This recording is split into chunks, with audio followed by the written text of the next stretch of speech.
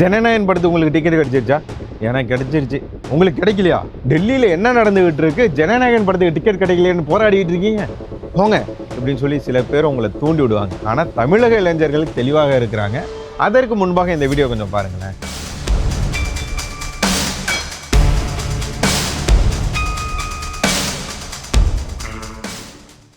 பாருங்க, ராணுவ அமைச்சர், மத்திய ராணுவ அமைச்சர் ராஜ்நாத் சிங் அவர்கள், மத்திய உள்துறை அமைச்சர் அமித்ஷா அவர்கள், இவங்கெல்லாம் வந்து நடந்தே போயிட்டு இருக்காங்க. எங்க தெரியுங்களா? நாடாளுமன்றத்துக்கு வந்து நடந்தே போயிட்டு இருக்காங்க. ஏன் அப்படின்னா, நாடாளுமன்றத்தை முற்றுகையிட வேண்டும் அப்படின்னு சொல்லி இந்த சிஜேபி சில மாதங்களுக்கு முன்பாக ஆரம்பித்த ஒரு சிஜேபின்ற ஒரு பார்ட்டி ஆன்லைனில் ஆரம்பித்தாங்க. ஏங்க, தேச உணர்வாளர்களே, உங்கள்கிட்ட இப்போ ஒன்று சொல்கிறேன் பாருங்களேன். நான் இந்த நாரதர் மீடியான்ற ஒரு சேனல் ஆரம்பித்து கிட்டத்தட்ட ஒரு 8 வருஷத்துக்கு மேலாக போராடிட்டு இருக்கேன். ஆனால் ஒரு 3.5 லட்சம் சப்ஸ்கிரைபர் இதில் இருக்கீங்க. ஃபேஸ்புக்கில் ஒரு 2.5 லட்சம் இருக்குது. ஆனால் அது அடிக்கடி வந்து ஃபேஸ்புக்கு வந்து ஹேக் பண்ணுறது அதெல்லாம் இருக்குன்றதுனால அதை ஒன்றும் சொல்கிறதுக்கு இல்லை. இன்ஸ்டாவில் பார்த்தீங்கன்னா ஒரு 33,000 பேர் இருக்கீங்க. இந்த அளவுக்கு தான் இருக்கீங்க. ஆனால் சிஜேபின்ற ஒரு பார்ட்டி ஆரம்பித்த உடனே, அதாவது ஆன்லைனில் ஆரம்பித்த உடனே 20 மில்லியன் பேர் வந்து சேர்றாங்க. என்னடா இது 8 வருஷமாக நம்ம போராடிட்டு இருக்கோம், 3 லட்சம் பேர் தான் வந்திருக்காங்க. ஆரம்பித்த 2 நாளையிலேயே வந்துருச்சு அப்படின்னு சொல்லி நான் போய் தேடி பார்க்கும்போது தான், நீங்களும் ஒன்றும் இல்லை, போய் தேடி பாருங்களேன். தேடுறதெல்லாம் ஒன்றும் இல்லை. அந்த சிஜேபின்றது அந்த இன்ஸ்டாவில் போங்க, ஓப்பன் பண்ணுங்க. அந்த ஃபாலோவர்ஸில் போய் கீழே போய் அந்த சர்ச் இருக்கும்ல, அதில் போயிட்டு கொடுங்க. பாகிஸ்தான் அப்படின்னு கொடுங்க, பங்களாதேஷ்னு கொடுங்க. அந்த நாட்டில் இருந்து எவ்வளவு பேர் இதில் ஃபாலோவராக இருக்கிறாங்க அப்படின்னு சொல்லி பாருங்கள். பல லட்சம் பேர் அவங்க இருக்கிறாங்க. அவ்வளோ பேர் இருக்காங்க. நம்ம சேனலில் ஃபுல்லாக தேசியவாதிகள்லாம், அதனால் கொஞ்சம் கம்மியாக இருக்குது. அப்படியே படிப்படியாக நம்ம முன்னேறுவோம். அந்த அளவுக்கு அந்த சோசியல் மீடியாவில் டக்குன்னு வந்து சேர்றாங்க. அந்த மாதிரி பல நாடுகளில் இருந்து அதுக்கு சப்போர்ட் இருக்குது, இயக்குறாங்க. இவங்க வந்து எதற்காக ஆரம்பித்தோம் அப்படின்னா, இந்தியாவில் இளைஞர்களுக்கான சரியான ஒரு படிப்பு இல்லை, வேலைவாய்ப்பு இல்லை. நாங்கள் ஒரு கரப்பாம்பூச்சி மாதிரி அப்படின்னாங்க. அதனால் இளைஞர்களுக்கு ஒரு துணையாக நாங்கள் இருப்போம் அப்படின்னு சொல்லி ஆரம்பிச்சுட்டு, இப்போ வந்து இந்த அதற்கு ஏற்றார் போல் இந்த நீட் தேர்வு ஏதோ வினாக்கள்லாம் வெளியானது அப்படின்றாங்க.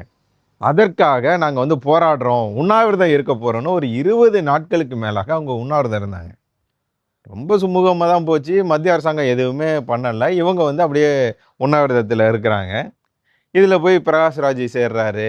அரவிந்த் கெஜ்ரிவால், அதாவது சிஜேபியோட பின்னாடி யார் இருக்கார் அப்படின்னா அரவிந்த் கெஜ்ரிவால் தான் இருக்கிறார் அப்படின்னு சொல்லப்படுது. அவர் போகிறாரு. முக்கியமான எதிர்கட்சியில் உள்ள நபர்கள்லாம் இந்த உண்ணாவிரதத்தில் போய் கலந்துக்கிறாங்க. அதற்கு பிறகு இது என்ன ஆகுது அப்படின்னா ஒரு கலவரமாக மாறுகிறது. இதற்கெல்லாம் காரணம் இவங்க தானா அப்படின்னா நான் அப்படி சொல்ல. ஆனால் கலவரமாக மாறுது. கலவரமாக மாறணுன்னு என்ன பண்ணுறாங்கன்னா, அந்த வீடியோக்கள் தான் நீங்கள் பார்த்துருக்கீங்க. கண்டிப்பாக நான் இமேஜ் ஆட் பண்ணுறேன், நான் வீடியோ வந்து சேர்க்கல. ஏன் அப்படின்னா அது வந்து காப்பிரைட்ஸ் அந்த மாதிரியான இஷ்யூ வரும், அதனால் நான் சேர்க்கல. இந்த இமேஜஸ்லாம் நீங்கள் பார்த்துருப்பீங்களா? இதற்கான வீடியோக்கள்லாம் நீங்கள் பார்த்துருப்பீங்களான்னு தெரியல. உண்ணாவிரதத்தில் இருக்கும்போது அதில் ஒருத்தங்க சிகரெட் குடிக்கிறாங்க.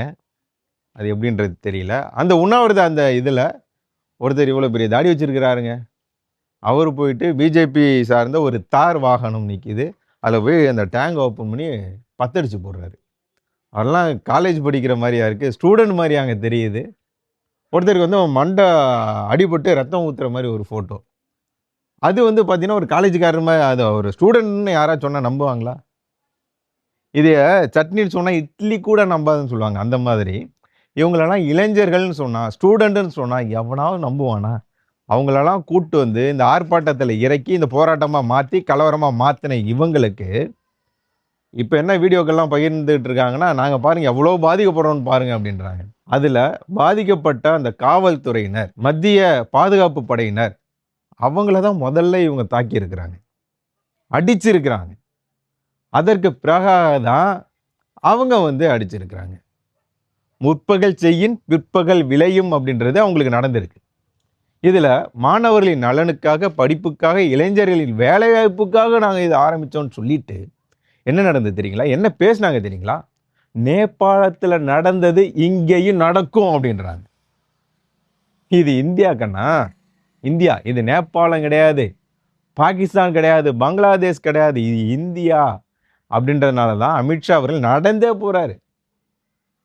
பார்த்துக்கலாமா, நான் வரேன் அப்படின்னு சொல்லி நடந்தே போகிறாங்க. அதற்கு பிறகாக மீண்டும் 370 வரணும் அப்படின்றாங்க. எவ்வளவு போராடி பாஜக இதை கொண்டுகிட்டு வந்தா நீங்க சொல்றீங்க 370 மீண்டும் வேண்டும் அப்படின்னு சொல்லி. ஏன்? இப்போ அங்கே தேசிய கொடி, இந்திய தேசிய கொடி அங்கே பார்க்க முடிகிறது. காஷ்மீரில், ஜம்மு காஷ்மீரில் பார்க்க முடியுது. மக்கள் கொஞ்சம் நிம்மதியாக இருக்கிறாங்க. அது இவங்களுக்கு பிடிக்கல. ஏற்கனவே இந்த அபிஜித்தா சிஜிபி அதை அந்த தொடங்கின ஒருத்தர் இருக்கார்ல, அவர் ஏற்கனவே காஷ்மீரில் ஏதோ ஒரு பிரச்சனையில் தூண்டியதாக அவர் மேலே ஒரு எஃப்ஐஆர் கூட இருக்குதாமா அவர் மேலே. இவர் அந்த ஒரு நீட் தேர்வுக்காக நாங்கள் போராடுறோம், அவர் அந்த கல்வித்துறை அமைச்சர் பதவி விலகணும், இதெல்லாம் கூட சரி, ஓகே. ஆனால் இந்த ஆர்டிகல் 370 நீக்கணும், நேபாளம் மாதிரி இந்தியாவையும் மாற்றுவோம் அப்படின்ற பேச்சுலாம் எந்த விதமான பேச்சு? இதை எந்த இளைஞராவது உண்மையான இந்தியன் ஏற்றுக்கொள்வானா? உங்களை முதல்ல அடிக்கிறவன் யாராக இருப்பான்? இந்தியனாக தான் இருப்பான். ஒரு இளைஞர் இந்திய இளைஞராக தான் இருப்பான். இந்தியாவிற்கு எதிராக குரல் கொடுத்த உங்களுக்கு யாருங்க ஆதரவு தெரிவிப்பா? இதில் ஜனநாயகனுக்கு நீங்கள் போகிறீங்களா? தமிழக இளைஞர்களுக்கு தெளிவாக தெரிகிறது நீட் தேர்வின் அவசியம் குறித்து. இதற்கு முன்பாக பெரிய பெரிய பணக்காரன், கோடீஸ்வரன், அவங்களோட பிள்ளைகள் மட்டுமே டாக்டராக முடியும்ன்ற சூழ்நிலையை உடைத்தது இந்த நீட் தேர்வு. ஒன்றும் இல்லை, 2010 முதலாக அறிமுகப்படுத்தி 2013 கொண்டுகிட்டு வந்தது காங்கிரஸ் இந்த நீட் தேர்வை. காங்கிரஸ் கொண்டுகிட்டு வந்தாலும் மக்களுக்கு இது தேவை, இளைஞர்களுக்கு இது தேவை, இந்தியாவிற்கு அவசியம் அப்படின்னு உணர்ந்த பாஜக அதை நடைமுறைப்படுத்தி இருக்கு. கொண்டுகிட்டு வந்ததும் அவங்களே, அதை எதிர்ப்பதும் அவங்களே அப்படின்றது தான் நினைக்கும் போது வேதனையாக இருக்குது. உங்கள் ஆட்சியில் இருக்கும்போது கொண்டு வரீங்க, அதை வேற ஒரு ஆட்சி நடைமுறைப்படுத்தும் போது அதை எதிர்ப்பீங்களா? இப்போ அம்மா உணவகம் முன்னாள் முதல்வர் அவர்களால் கொண்டுட்டு வரப்பட்டது, திமுக வந்தோடனே பல இடங்களில் மூடப்பட்டது. இப்போ அவங்க நல்லா நடத்திட்டு இருந்திருக்கிறாங்க, திமுக ஒரு வேலை நடத்தி இருந்தாங்க அப்படின்னா அது அதிமுக எதிர்க்குமா? எதிர்த்தா எந்த அளவுக்கு ஒரு வேடிக்கையாக இருக்கும், அந்த மாதிரி இருக்குங்க இது. இதில் நம்ம நாட்டை சார்ந்த, அதாவது டெல்லி போலீஸ்காரங்களும் பாதிக்கப்பட்டிருக்காங்க, பாதுகாப்பு படையினரும் பாதிக்கப்பட்டிருக்காங்க. அதற்கான வீடியோக்கள்லாம் நீங்கள் பார்க்கல அப்படின்னா ஒன்றும் இல்லை, யூடியூப்போ இன்ஸ்டாவோ ட்விட்டரோ இதோட அல்கரிதம் என்ன அப்படின்னா நீங்கள் எதை பார்க்குறீங்களோ அதை சார்ந்து வீடியோக்கள் தான் வரும். அதனால் ஒரு வீடியோ அதற்கு எதிராக இருக்கக்கூடிய உண்மையை சொல்லக்கூடிய வீடியோவை நீங்கள் பார்த்து ஒரு லைக் மட்டும் போடுங்க, இல்லை கமெண்ட் பண்ணுங்களேன்.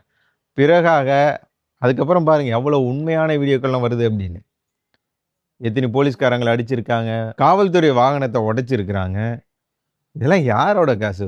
உங்கள் காசு, என்னோட காசு, வரி பணம். எங்கேயோ இருந்து வந்துட்டு நீங்கள் ஒரு ஆர்ப்பாட்டம் போராட்டத்தை முன்னெடுத்துட்டு அது லாஸ்ட்டில் நாங்களும் இறங்கி போராடணும். எதுக்காக? இந்தியாவிற்கு எதிராக போராடணுமா? ஆர்டிகல் 370 மீண்டும் கொண்டுட்டு வரணும்னு போராடணுமா? இன்னும் நீங்கள் எதெல்லாம் கொண்டுட்டு வரணும்னு நீங்கள் ஆசைப்படுறீங்களோ அதற்கு ஆதரவாக குரல் கொடுக்க வேணாங்க இருக்கும். மத்திய பாஜக அரசாங்கம் எந்த அளவுக்கு நல்லா செயல்பட்டு இருக்காங்கன்றதை உணர்ந்த மக்கள் மீண்டும் மீண்டும் மோடி அவர்களே ஆட்சிக்கு வர வேண்டும் அப்படின்னு சொல்லி தேர்ந்தெடுத்து 3வது முறையாகவும் பாரத பிரதமர் நரேந்திர மோடி அவர்கள் இருக்கிறார். உலக நாடுகளுக்கு போகும்போது இந்தியாவையும் மோடி அவர்களையும் எந்த அளவுக்கு கொண்டாடிட்டு இருக்கிறாங்க அப்படின்றத நம்ம பார்க்க முடிகிறது. ஆனால் இதெல்லாம் பொறுத்துக்க முடியாமல், ஏங்க சீனாக்காரன் பொறுத்துக்க முடியலன்னா பரவாயில்ல, அவன் நமக்கு பகையாளி, எதிரி. பாகிஸ்தான்காரனால் பொறுத்துக்க முடியலையா, அவனும் நமக்கு எதிரி. நமக்கு எதிராக செயல்பட்டால் பரவாயில்லைங்க. இந்தியாவில் இருந்துக்கிட்டே நமக்கு எதிராக செயல்பட்டா, அதாவது இந்தியாவிற்கு எதிராக செயல்பட்டா அவன் என்ன சொல்கிறது? நீட் தேர்வு வேண்டுமா வேணாமா அப்படின்றத முடிவு பண்ணுறது யார்? நீட் தேர்வு எழுத போகிற மாணவர்கள். ஆனால் அதுக்கெல்லாம் சம்மந்தமே இல்லாமல் எங்கேயோ இருந்து வந்துட்டு இவனுங்க உண்ணாவிரதம், ஆர்ப்பாட்டம் எதோ பண்ணிகிட்டு இருப்பானு. இதற்கு பிரகாஷ்ராஜ் வருவார், அரவிந்த் கெஜ்ரிவால் வருவார். இதெல்லாம் என்ன போங்க. இதை பாருங்கள், ஒரு இமேஜ் காட்டுறேன், இதை பாருங்கள். பார்லிமெண்ட் நியூஸில் வந்திருக்கு. இதில் அந்த மாணவர்கிட்ட கேட்குறாங்க, இது மாதிரி ஒரு தேர்வு, அதாவது நீட் தேர்வு நடத்துவதாக இருந்து அது தள்ளி போயிருக்கு, இதுக்கு நீங்கள் என்ன போராடுவீங்களா, இதை எப்படி பார்க்குறீங்கன்னு கேட்கும்போது அவர் சொல்கிறாரு, எதுக்கு நான் இது போராடணும்? கடவுள் எனக்கு கொடுத்த இன்னொரு வாய்ப்பாக நான் இதை பார்க்குறேன்.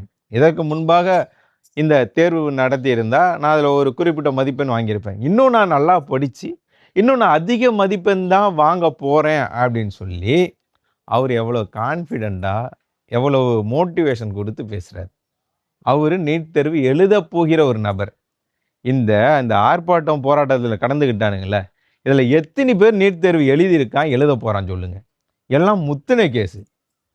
இதெல்லாம் எதற்காக இந்த போராட்டத்தை நடத்த வந்தது? ஆர்டிகல் 370 திரும்ப கொண்டுட்டு வரணும். இன்னும் இவங்கெல்லாம் விட்டோன்னு வச்சுக்கோங்களேன், சிறையில் இருக்கக்கூடிய நீண்ட நாள் கைதிகளை விடுதலை செய்ய வேண்டும் அப்படின்னு சொல்லி இங்கே தமிழ்நாட்டில் வந்து ஒரு சில கேஸு வந்து சில நட்டுக்கல்ட கேஸ்லாம் ஆரம்பிச்சிருக்குல்ல, அந்த மாதிரி இவங்களும் ஆரம்பிப்பாங்க. குற்றம் புரிந்தவர் இருக்க வேண்டியது சிறையில். திரும்ப வெளியே வந்தாங்கன்னா அவங்க என்ன ஆவாங்க? புத்தரா வெளியே வந்து மனம் திருந்தி மக்களுக்கு நல்லது செய்ய போகிறாங்களா? ஏற்கனவே கற்றுக்கிட்ட வித்தையில் சில பல ஏதாவது ஐட்டம்ஸ் வந்து வீட்டில் இருக்கும், அதை எடுத்து போட்டாங்கன்னா, அதை டெஸ்ட் பண்ணி பார்க்குறது உங்கள் வீட்லேயே வந்து வச்சாங்கன்னா தேவையாப்பா? அமைதியாக இருங்க. நாடு இப்போ நல்லா போயிட்டுருக்கு. மக்களுக்கு என்ன தேவை அப்படின்றத முன்னாடியே தெரிஞ்சு பாரத பிரதமர் நரேந்திர மோடி அவர்கள் பாஜக மத்திய அரசாங்கம் செஞ்சிகிட்டு இருக்கு. அதனால் கொஞ்சம் அமைதியாக இருங்க. மத்திய பாஜக அரசாங்கம் பல நாடுகள்கிட்ட போர் நடந்துகிட்டு இருக்கு. எண்ணெய் பிரச்சனைலாம் இருக்கும்போது கூட முன்னாடியே நம்ம வாங்கி வச்சுருக்கிறோம்.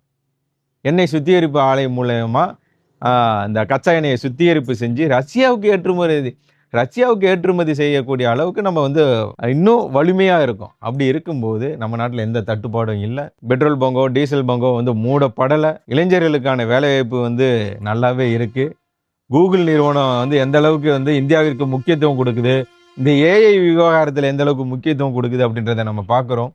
மோடி அவர்களுக்கான அந்த ஆளுமை திறன் எந்த அளவுக்கு இருக்குது, இந்தியாவிற்கான மதிப்பு எந்த அளவுக்கு இருக்குது அப்படின்றத நம்ம பார்க்குறோம். இந்த அளவுக்கு ஒரு உண்ணாவிரதமாக ஆரம்பித்து எதையோ கோத்து ஒரு மாலையாக செஞ்சு, அதாவது வந்து நீட் தேர்வுக்கு எதிர்ன்னு சொல்லிட்டு இந்த ஆர்டிகல் 370, அப்புறம் ஒன்று அந்த நேபாளம் மாதிரி இந்தியாவை மாற்றுவோம், அப்புறம் ஒன்று ஏதேதோ சில கோரிக்கைகள்லாம் சொல்லியிருக்காங்களா, அதெல்லாம் சொல்லாமான்னு தெரியல. அந்த அளவுக்கு இவங்கெல்லாம் பண்ணிகிட்டு இருக்காங்க. இதையும் பாரத பிரதமர் நரேந்திர மோடி அவர்கள் அமைதியாக பார்க்குறாரு. அதனால் நமக்கு கொஞ்சம் இதாக தான் இருக்குது.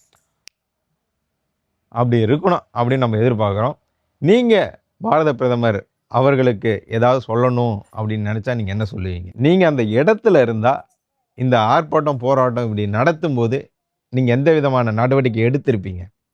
அந்த ஆர்ப்பாட்டம் போராட்டம் நடத்தக்கூடியவர்களுக்கும் அதற்கு ஆதரவாக செயல்படக்கூடிய பேசக்கூடிய நபர்களுக்கும் நீங்கள் என்ன சொல்ல விரும்புகிறீங்க அப்படின்றதெல்லாம் கமெண்ட் பண்ணுங்கள். I am waiting.